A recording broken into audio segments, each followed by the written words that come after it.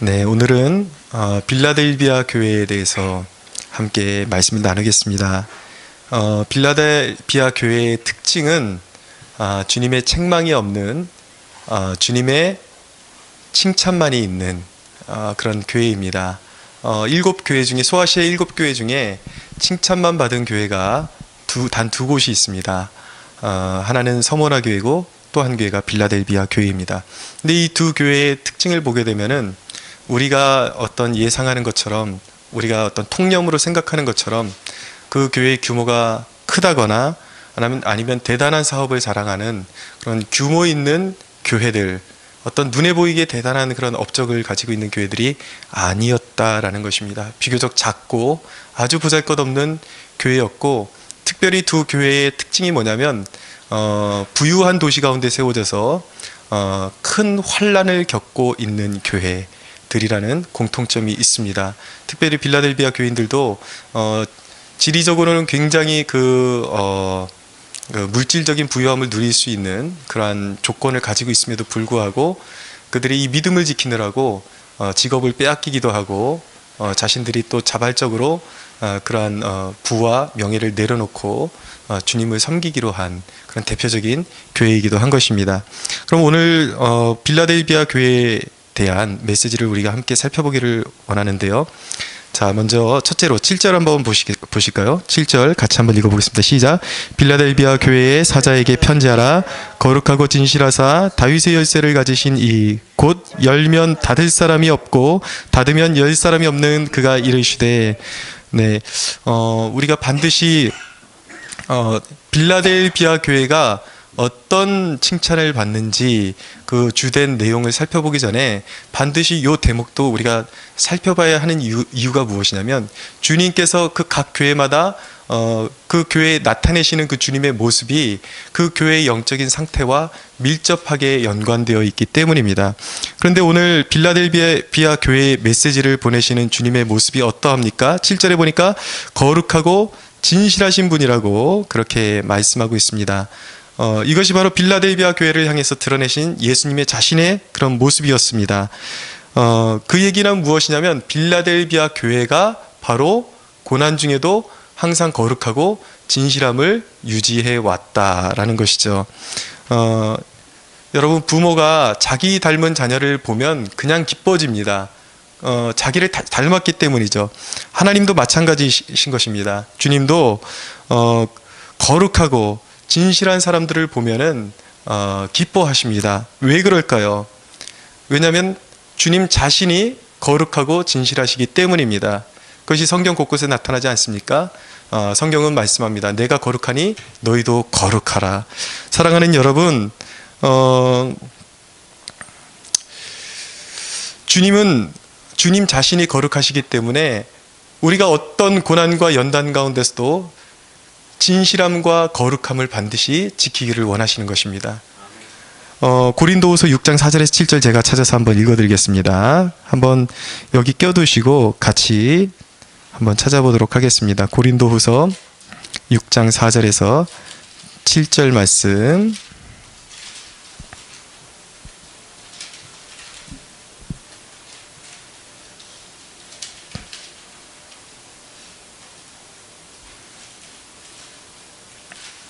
(6장 4절에서 7절) 같이 읽겠습니다. 시작. 오직 모든 일에 하나님의 일꾼으로 자찬하여 많이 견디는 것과 환난과 궁핍과 고난과 매맞음과 갇힘과 난동과 수고로움과 자지 못함과 먹지 못함 가운데서도 깨끗함과 지식과 오래 참음과 자비와 성령의 감화와 거짓이 없는 사랑과 진리의 말씀과 하나님의 능력으로 의의 무기를 좌우에 가지고.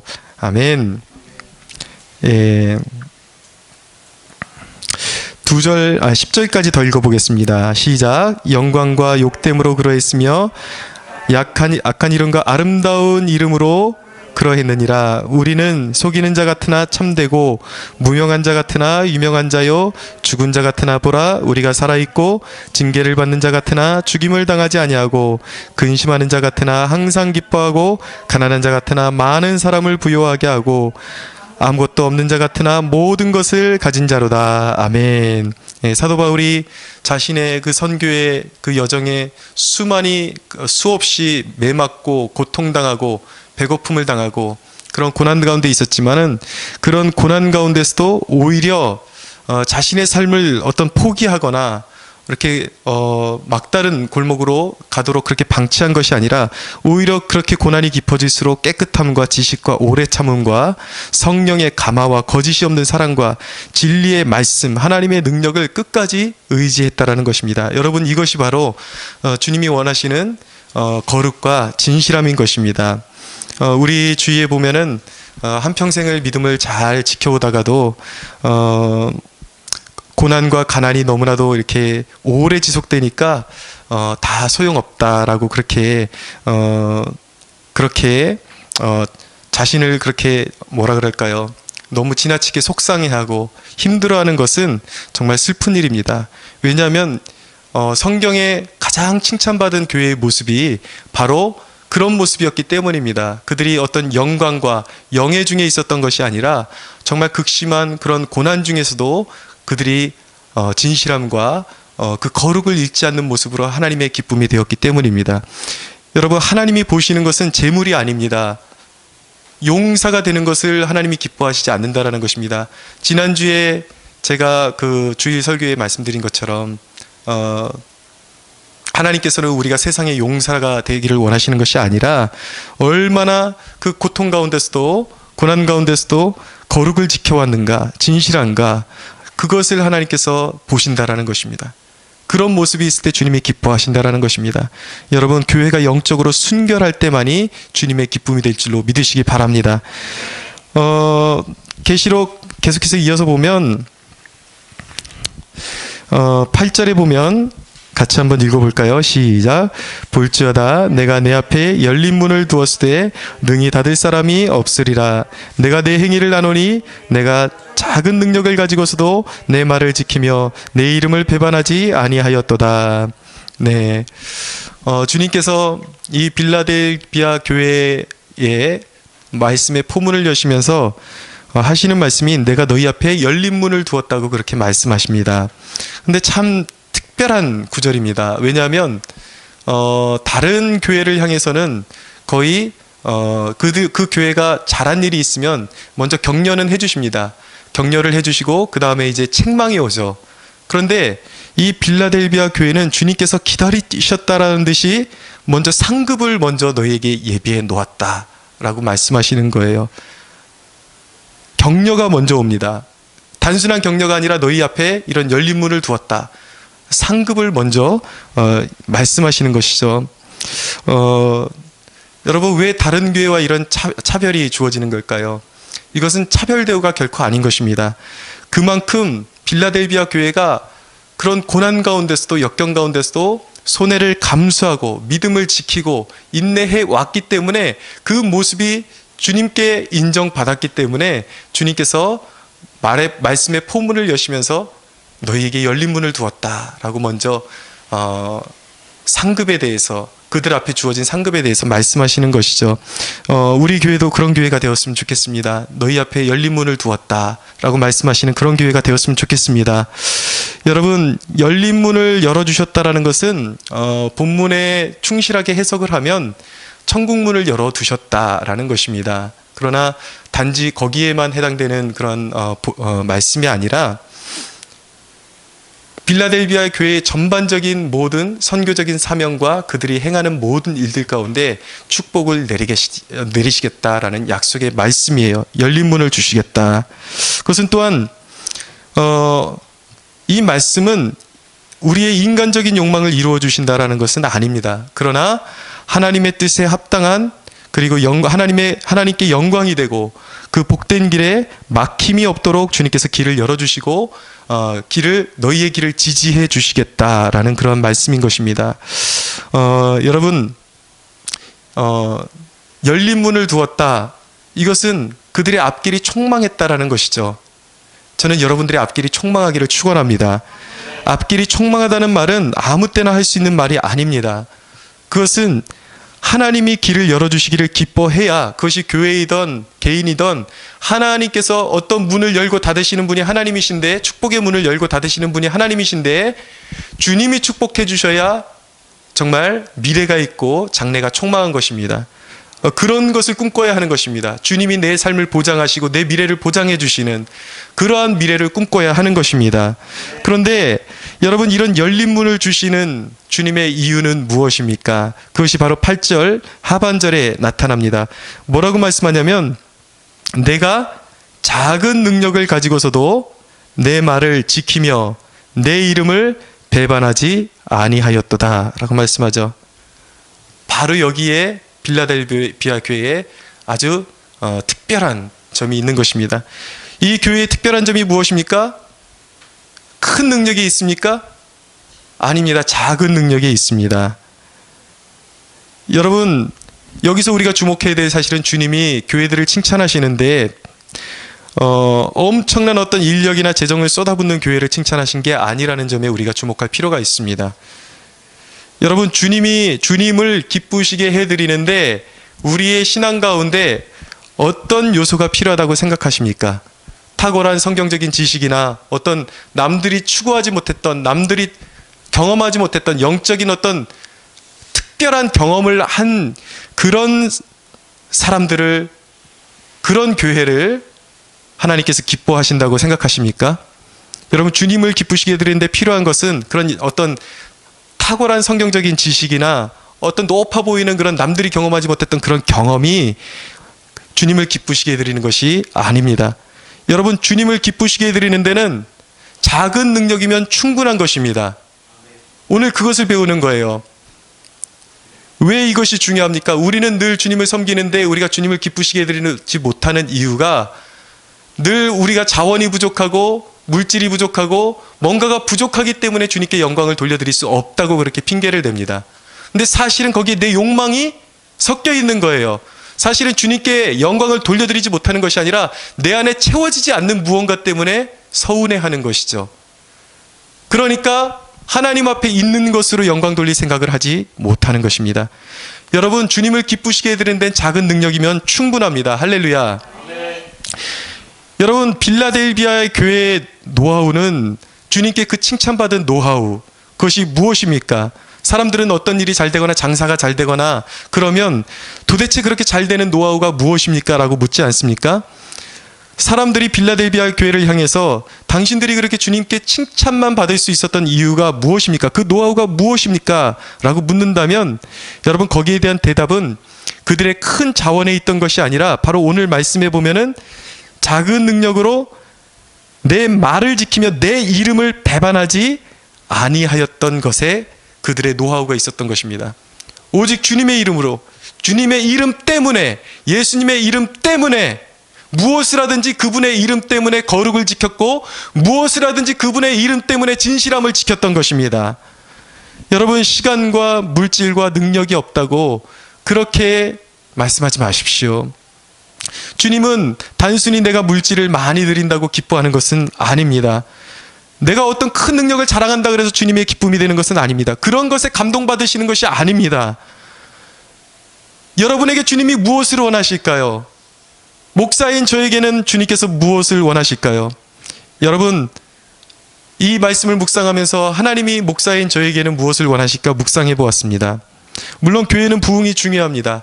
그러나 주님께서 진정으로 원하시는 것은 단순히 물량적으로만 커지고 인원적으로만 그냥 무조건 무턱대고 많아지는, 그렇게 사람들을 채워다 놓는 그런 것을 주님께서 기뻐하시는 것이 아니라, 비록 우리 청년들에게 정말 떡볶이밖에 사줄 여력밖에 없다 할지라도 정말 한 영혼을 세우기 위해서 열정을 다하고 사랑을 다하는 주님을 향한 그 열정, 한 영혼을 향한 그 열정을 주님께서 보기를 원하실 것입니다. 여러분, 우리가 당장 우리 교회 규모에서 어떤 그럴듯한 대외적으로 내세울 만한 세계 선교를 감당할 수 있는 능력은 우리에게 없습니다. 그것이 현실이에요. 그러나 여러분, 우리의 마음 가운데 주님의 마음이 있다면, 열방을 바라보시는 아버지의 마음을 우리가 느끼기를 원한다면, 그 간절함이 있다면 여러분, 열방을 바라보며 세계에 굶주려 죽어가고 성경 한 권이 없어서 성경 한 권 가지고 돌려보며 기뻐하는 그들을 생각하고 고난받으며 죽어가는 그들, 인권이 유린당하고 사람답게 살아가지 못하는 그들을 우리가 생각할 때에 안타깝게 우리의 마음에 품고 열방을 우리의 마음에 품고 그들을 위해서 기도할 수 있다면, 진실한 마음으로 기도할 수 있다면 우리는 이미 세계를 품은 것입니다. 할렐루야. 주님께서는 그것을, 우리가 그렇게 할 수 있다면 주님께서는 우리를 세계 선교에 동참시켜 주실 것입니다. 여러분, 주님을 기쁘시게 하고자 하는 자들의 능력과 동기, 이것들은 여러분 물질과 환경이 아니라는 사실을 꼭 기억하십시오. 그분의 이름인 것입니다. 오직 예수의 이름을 위하여, 주님의 이름을 위하여, 그분의 이름 때문에 내 양심을 팔지 않고 비록 작은 능력이라 할지라도 그분 앞에서 성실하기를 원하는 것, 그것이 여러분 주님을 기쁘시게 해드리는 자세임을 잊지 말아야 하는 것입니다. 베드로전서 4장 11절에 보면 이렇게 말씀합니다. 만일 누가 말하려면 하나님의 말씀을 하는 것 같이 하고 누가 봉사하려면 하나님이 공급하시는 힘으로 하는 것 같이 하라. 이는 범사의 예수 그리스도로 말미암아 하나님이 영광을 받으시게 하려 함이니 그에게 영광과 권능이 세세에 무궁하도록 있느니라. 아멘.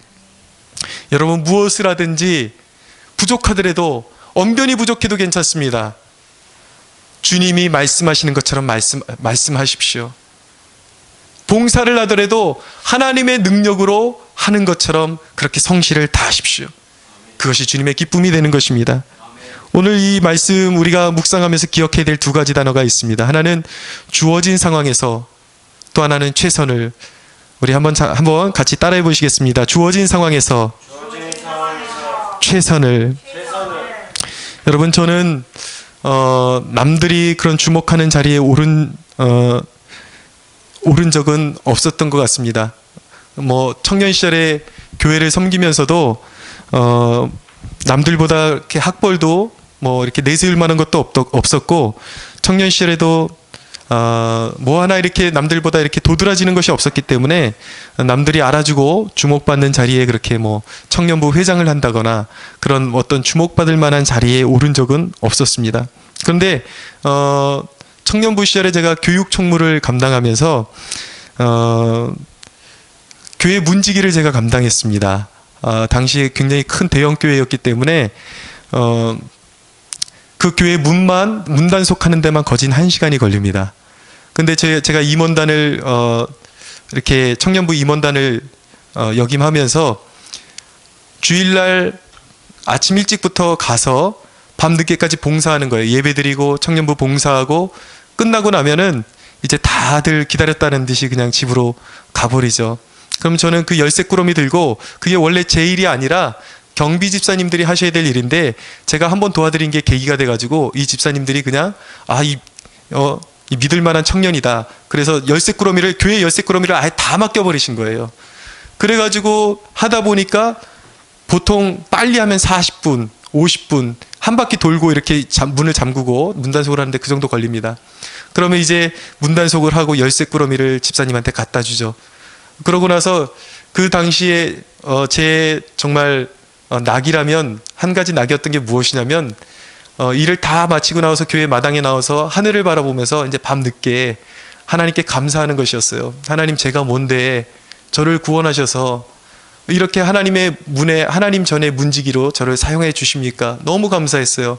정말 그때 그 청년 시기에 제 믿음이 그렇게 좀 담백했던 것 같습니다. 그냥 오로지 하나님의 일, 부족하지만 교회의 문지기로 쓰임받을 수 있었던 것, 그 한 가지가 얼마나 기쁨이 되었고 감사했는지 모릅니다. 여러분, 능력이 없어도 괜찮습니다. 내가 할 수 있는 것을 최선을 다하면 되는 것입니다. 그것이 주님께 기쁨이 되는 것입니다. 여러분, 그 시절 저에게 무언가 어떤 보상이 있었던 것이 아니에요. 모든 게 앞길이 막연했고 그냥 순수하게 담백하게 주님을 섬기고 싶었던 것 뿐입니다. 그런데 여러분, 그 시절부터, 제가 청년 시절부터 그렇게 그냥 순수한 마음으로 하나님 앞에 헌신했고, 작은 소원이라도 마음에 품고 제가 기도했던 것들을 시간이 지나서 돌아보니까 하나님께서 모두 이루어 주셨다라는 것을 깨닫게 되었습니다. 여러분, 하나님께서 우리에게 원하시는 것은 무엇입니까? 그것은 바로 두렙돈인 것입니다. 두렙돈이 무엇입니까? 작지만 전부인 것입니다. 아무리 가진 것이 없어도, 아무리 능력이 없어도 내 자신을 드리면 되는 것입니다. 주님께서 받으시기를 원하시는 것은 내 자신을 주님 앞에 헌신하고 내 있는 것으로 최선을 다하는 것을 주님이 기뻐하신다라는 것입니다. 목사로서 갖고 싶은 게 있습니다. 무엇이냐면 좋은 주석책들을 좀 구비해 놓고 싶습니다. 근데 언제부터 좋은 주석 며칠 좀 사놔야지 그렇게 해놓고서 여태까지 구비를 못하고 있어요. 조금 이제 책 좀 살까? 그럼 돈 좀 모이면 교회 행사 생기면 거기 이제 쏟아부어야 되고 그러니까 여태까지 미루면서 사지 못했습니다. 그런데 좋은 기회가 있었어요. 우리가 아시는 분으로부터 좋다라는 주석들은 다 컴퓨터 안에 디스크에 모아놓은 그러한 주석집을 전부를 받을 수 있는 기회가 있었어요. 그 중에 처음에는 몇 개를 너무 기분이 좋아가지고 그냥 좀 받아놨습니다. 근데 가만히 생각해 보니까 그게 이제 다 받으면은 책을 그대로 사면은 좋기 한 4,500만 원 돈은 되겠더라고요. 너무 유혹이 되죠? 갖고 싶죠? 또 갖고 싶었던 거였고. 근데 하나님 앞에 곰곰이 제가 조용히 홀로 생각해 보니까 과연 하나님께서 이런 자료들이 아무리 좋아도 이 불법적인 방법으로 받은 이 주석책을 참고해서 설교를 준비하는 것을 하나님이 복 주실까? 설교를 축복하시는 분은 누구십니까? 하나님이 축복해 주셔야 되는데 온당치 않은 방법으로 주석책을 받아가지고 그것을 참고해서 아무리 좋은 설교, 이빠른 설교를 하던 거기에 무엇이 어떤 기름 부으심이 있겠습니까? 그래서 그냥 지워버렸어요. 그냥 가차없이 지워버렸습니다. 하나도 아쉬움이 없었습니다. 중요한 것은 주석이 없으면 없는 대로 성경을 숙고하면서 기도에 의존할 수 있다면 주님께서 바로 그것을 기뻐하시리라고 저는 믿었기 때문입니다. 여러분, 주님은 성도들이 작은 능력으로 주님의 이름을 영화롭게 하는 것을 기뻐하신다는 사실을 오늘 잊지 마십시오. 사람들 앞에는 칭찬받고 유명하고 유능하고 똑부러진 사람들이 칭찬받겠지만 주님은 하나님의 이름 앞에 정직하고 겸비한 사람을 칭찬하신다는 사실을 꼭 기억하시기 바랍니다. 9절을 한번 읽어보겠습니다. 9절 읽겠습니다. 시작. 보라, 사탄의 회당 곧 자칭 유대인이라 하나 그렇지 아니하고 거짓말하는 자들 중에서 몇을 내게 주어 그들로 와서 내 발 앞에 절하게 하고 내가 너를 사랑하는 줄을 알게 하리라. 아멘. 예, 여기에는 좀 해석상의 어려움이 있습니다. 과연 이 사탄의 회당 곧 자칭 유대인이라는 자가 이제 내게 와서 내 발 앞에 절하게 될 것이다. 그것을 통해서 내가 너를 사랑하는 줄을 알게 될 것이다. 라는 이 말씀이 과연 어떤 말씀인지 정확히 해석하기는 어렵습니다. 그러나 대부분의 학자들이 동의하는 내용은 무엇이냐면 주님께서 이 정말 작은 능력으로 주님의 말씀과 인내하고 주님의 이름을 배반치 않았던 빌라델비아 교회에게 상급을 주시겠다라는 것입니다. 그것은 무엇이냐면 그들을 핍박했던 유대인들 가운데 몇 명이 굴복하고 회심하고 이 빌라델비아 공동체로 아마 들어오게 될 것이다 라고 그렇게 해석을 하고 있습니다. 근데 여기서 중요한 대목은 그것의 진의가 무엇이냐, 그것보다도 중요한 것은 무엇이냐면 바로 이 구절의 9절 마지막 부분에 이것을 통해서 내가 너를 사랑하는 줄을 알게 하리라 라는 대목입니다. 여러분, 어려워도 힘겨워도 아무리 우리의 삶이 어려워도 척박해도 주님 앞에 충성을 묵묵하게 충성하는 그것에는, 그러한 충성에는 결실이 있게 마련입니다. 여러분, 우리가 대단한 능력이 없어도 주님 앞에 바로 살았으면 좋겠습니다. 왜냐하면 거기에는 좋은 결실이 있기 때문입니다. 할렐루야. 우리가 완전할 수는 없습니다. 우리가 완전히 순결무구할 수는 없습니다. 여전히 우리 안에 죄성이 남아있고 주님을 근심케 하는 그런 행동들의 그런 쓴뿌리가 남아있을 수 있습니다. 우리가 완전할 수는 없지만 우리가 작은 능력을 가지고 주님의 말씀을 배운 대로 살려는 그 몸부림이 있었으면 좋겠다는 것입니다. 할렐루야. 아멘. 왜냐하면 그런 몸부림에는 반드시 좋은 결실이 있기 때문입니다. 아멘. 여러분 3월 15일에 우리가 창립 2주년 예배를 이제 준비하고 있습니다. 그래서 이제 우리가 주위에 있는 지인들을 초청하고 사람들을 전도하고 그렇게 이제 마음의 작정을 했는데, 여러분 어느 순간 저도 목회자가 되고 나니까 안 믿는 주위의 사람들을 찾기가 너무 힘들더라고요. 물론 이제 저랑 친분이 있는 몇 분을 초청하긴 했습니다. 근데 지금 계속해서 기도하는 것은 무엇이냐면, 제가 개인적으로 여기 친분이 있는 사람이 없기 때문에 하나님께 간절하게 하나님 전도의 문을 열어주십시오. 개인적인 전도의 문을 열어주십시오. 보여주시면 제 발로 뛰어서 가서 복음을 전하겠습니다. 그리고 어떻게 해서든 데려오려고 노력하겠습니다.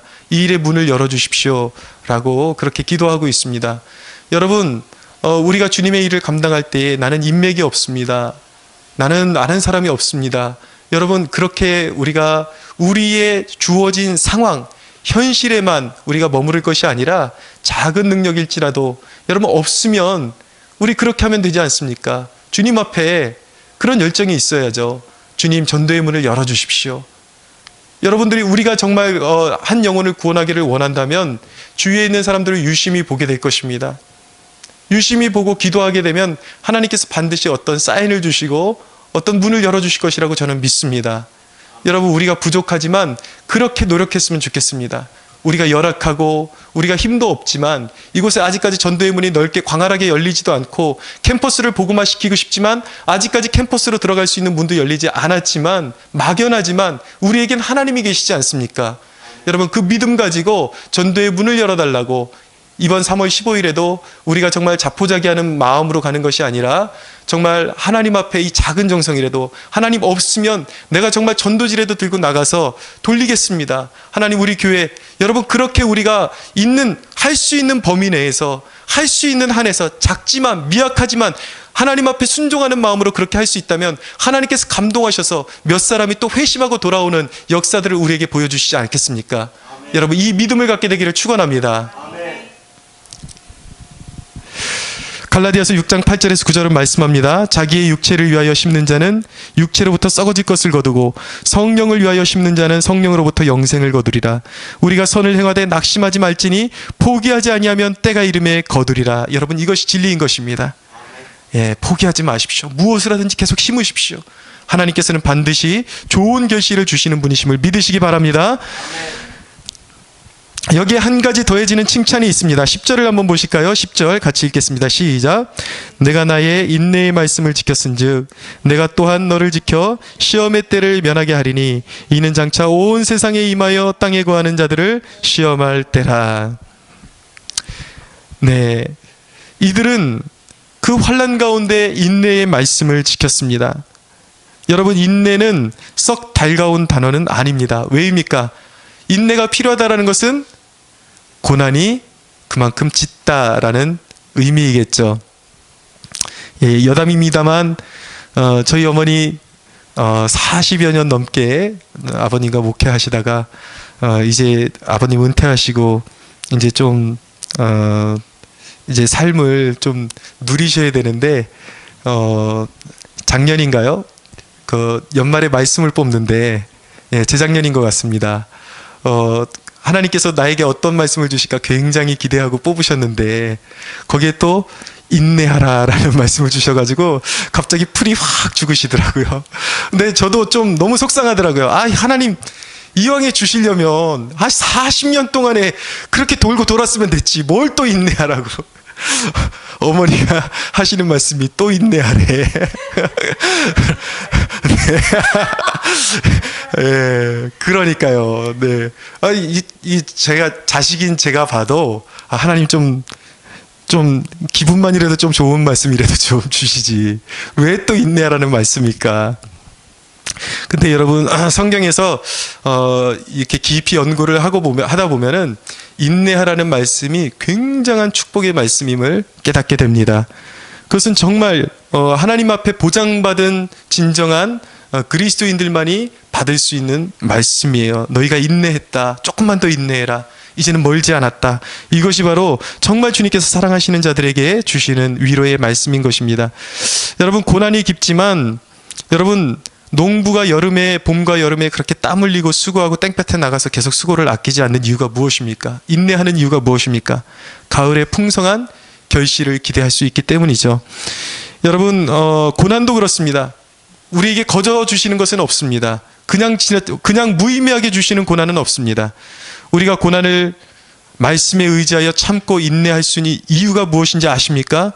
그것은 순종하는 고난, 순종의 고난은 반드시 하나님의 크신 위로가 임할 것이기 때문입니다. 여러분, 데살로니가 후서 한번 가보세요. 여기 껴두시고 데살로니가 후서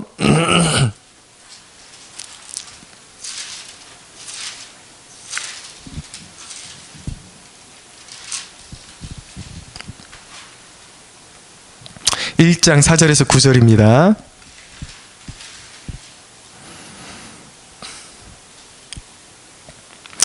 예, 또박또박 한번 읽어볼까요? 후서 1장 4절에서 9절 시작. 그러므로 너희가 견디고 있는 모든 박해와 환난 중에서 너희의 인내와 믿음으로 말미암아 하나님의 여러 교회에서 우리가 친히 자랑하노라.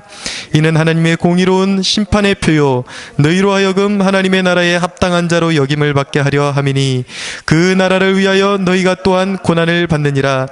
너희로 환난을 받게 하는 자들에게는 환난으로 갚으시고 환난을 받는 너희에게는 우리와 함께 안식으로 갚으시는 것이 하나님의 공의시니 주 예수께서 자기의 능력의 천사들과 함께 하늘로부터 불꽃 가운데 나타나실 때에 하나님을 모르는 자들과 우리 주 예수의 복음에 복종하지 않는 자들에게 형벌을 내리시리니 이런 자들은 주의 얼굴과 그의 힘의 영광을 떠나 영원한 멸망의 형벌을 받으리로다. 아멘. 여러분, 머지않아서 주 안에서 고난받는 우리와 성도들과 세상에 주님의 법을 무시하면서 하나님 같은 것은 필요 없다, 하나님의 법에 나는 매이지 않는다라고 하면서 자기의 재물을 모으고 권력을 자랑했던 그 사람들과의 위치가 완전히 뒤바뀔 것을 아십니까? 완전히 바뀌게 될 것입니다. 여러분, 오늘 계시록 3장 10절에 보니까 그렇게 말씀하세요. 내가 나의 인내의 말씀을 지켰은즉 내가 또한 너를 지켜줄 것이다 라고 말씀하고 있습니다. 주님을 의지해서 우리가 고난을 참으면 그 고난의 때가 지나면 큰 보상이 있다라는 것입니다. 어떤 고난의 특성은 우리의 믿음을 달아보시는 그런 성질이 있습니다.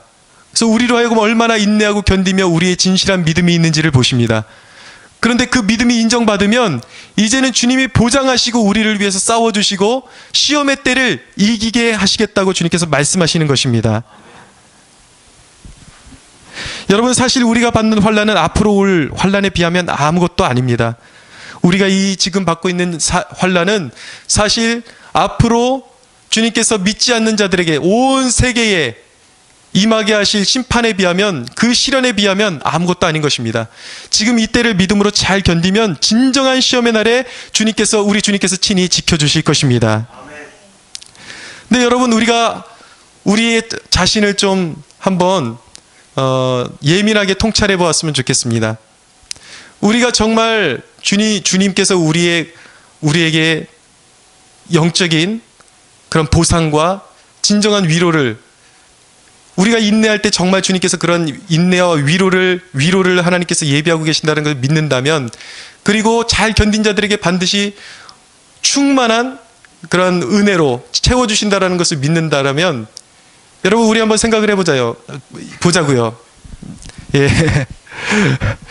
연말에 우리가 하나님의 말씀을 받지 않습니까? 그러면 여러분, 정말 우리가 믿음의 싸움을 견실하게 싸우고 나서 거기서 하나님께서 주시는 어떤 결실을 기대한다라면 어떤 말씀이든지 우리가 달게 받을 수 있어야 되지 않겠습니까? 그렇죠?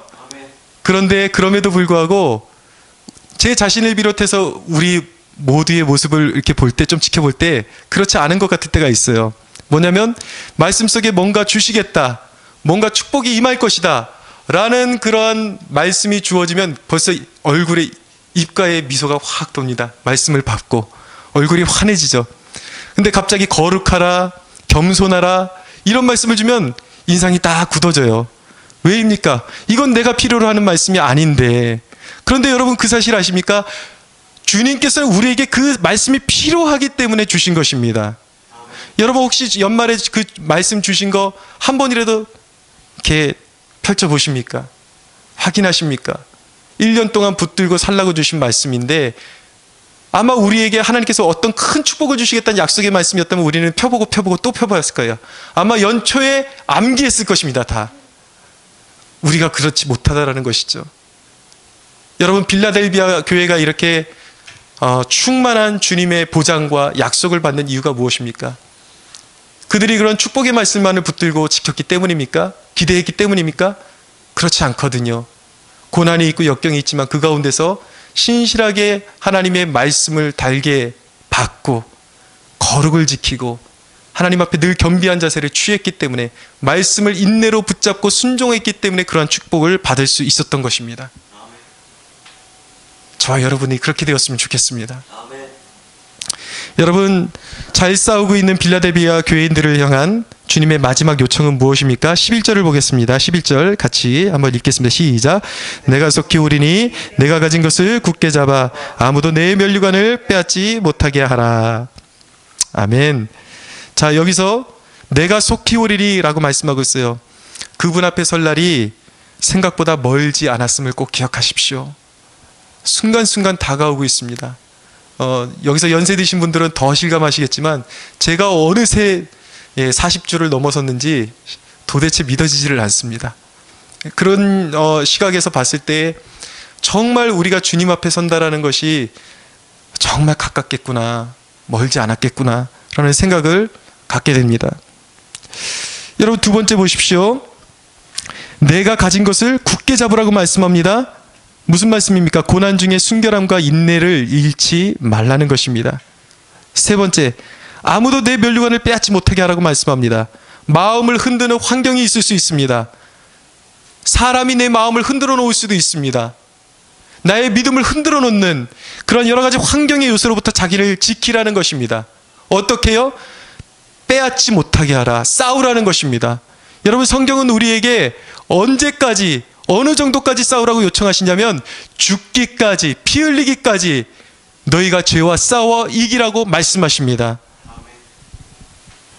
여러분 12절에서 13절 한번 읽어볼게요. 시작. 이기는 자는 내 하나님의 성전에 기둥이 되게 하리니 그가 결코 다시 나가지 아니하리라. 내가 하나님의 이름과 하나님의 성 곧 하늘에서 내 하나님으로부터 내려오는 새 예루살렘의 이름과 나의 새 이름을 그의 위에 기록하리라. 귀 있는 자는 성령이 교회들에게 하시는 말씀을 들을지어다. 아멘. 이기는 자는 이런 놀라운 성전의 기둥이 되게 하시고 하나님의 이름과 하나님의 성 곧 새 예루살렘의 이름과 나의 새 이름을 끝까지 견디는 이기는 자에게 새겨주시겠다라는 말씀이에요. 여러분 우리의 신앙의 싸움, 믿음의 싸움이 그렇게 쉽지 않습니다. 버겁습니다. 늘 무너지는 내 자신을 발견하게 됩니다. 그럼에도 불구하고 여러분 우리는 믿어야 하는 사실은 우리는 이길 수 있다라는 것입니다. 할렐루야. 어떻게 이길 수 있습니까? 여러분 우리의 힘으로만은 도대체 이길 수가 없어요. 도저히 이길 수 없습니다. 그러나 성경은 분명히 말씀합니다. 전쟁은 하나님께 속한 것이라고 말씀하고 있습니다. 우리는 연약하지만 순종하면 되는 것입니다. 주님께서 말씀하신 대로 그대로 따라가면, 믿고 맡기고 순종하면 하나님의 능력으로 우리는 이 믿음의 싸움을 완주하게 될 것입니다. 여러분 사도 바울도 연약함이 있었습니다. 가장 위대한 사도 아닙니까? 그에게 무언가는 모르겠지만 안질이라는 이야기도 있고 다른 간질이라는 이야기도 있고 여러 설이 있지만 분명한 사실은 갈라디아서를 통해서 우리가 발견하게 되는 것은 사람들이 그를 봤을 때 어떤 혐오감을 느낄 정도의 그러한 질병을 가지고 있었다라는 것입니다. 그것이 사도 바울은 선교의 걸림돌이 된다고 생각을 했습니다. 왜냐하면 혐오감이 드니까. 그렇기 때문에 주님께 3번을 전심을 다해서 주님께 기도했습니다. 이 병을 고쳐달라고, 이 사단의 이 쓴뿌리를 주님 제거해 주십시오 라고 기도했습니다. 그러나 주님께서는 그것을 거절하셨습니다. 그 거절을 받았지만 사도 바울은 거기서 실망한 것이 아니라 거기서 주님의 깊은 의도와 뜻을 깨닫고 주어진 것에 만족하고 사명을 다했습니다. 우리 고린도후서 12장 한번 가보겠습니다.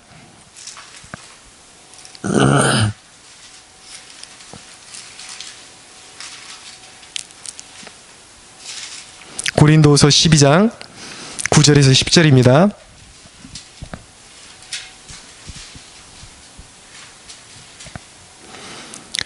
9절에서 10절 읽겠습니다. 시작. 나에게 이르시기를 내 은혜가 내게 족하도다. 이는 내 능력이 약한 데서 온전하여짐이라 하신지라. 그러므로 도리어 크게 기뻐함으로 나의 여러 약한 것들에 대하여 자랑하리니 이는 그리스도의 능력이 내게 머물게 하려 함이라. 그러므로 내가 그리스도를 위하여 약한 것들과 능력과 궁핍과 박해와 곤고를 기뻐하노니 이는 내가 약한 그때의 강함이라. 할렐루야. 사랑하는 여러분, 주님께서 주신 연약함, 어떤 때에는 그것을 거두어 달라 그래도 주님께서 거두어 주시지 않을 때가 있지만, 여러분 그것 때문에 오히려 주님을 의지할 수 있다면 그것은 주님의 온전한 능력이 반드시 나타나게 될 것입니다. 아멘. 여러분 오병이어의 사건을 보면 예수님께서 5,000명이 넘는 사람들을 먹이시기 위해서 제자들에게 너희가 먹을 것을 주어라 라고 말씀하시죠. 제자들이 생각했을 때는 암담했습니다. 빌립이라는 인물이 나옵니다. 빌립은 예수님께서 너희가 먹을 것을 주라고 하니까 빌립은 뭐라 그러냐면, 예수님, 이 인원을 먹이려면 좋기 200데나리온의 떡을 가져도 부족할 것입니다. 빌립의 마인드는 무엇이냐면 굉장히 셈이 강한 사람이었습니다.